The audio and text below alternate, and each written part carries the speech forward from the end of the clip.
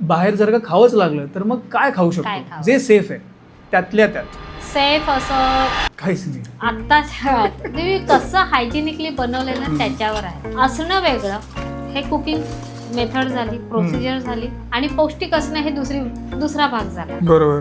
पावभाजी आहे, सेफ आहे. You can it. शिजलेली आहे चांगली, पाव छान भाजलेला असेल किंवा ओव्हन मधून ग्रिल करून काढलेला असेल तर सेफ आहे. ओके. पिझ्झा आहे, त्याच्यात भरपूर भाज्या घालायला सांगा, तो ओव्हन मधून बाहेर काढलेला आहे, तो सेफ आहे.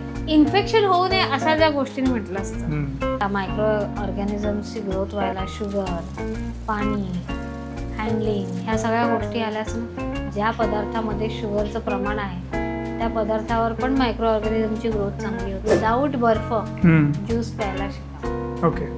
तुमचा घरचा फ्रीझर मधला बर्फ वेगळा आणि हा बाहेरचा वेगळा.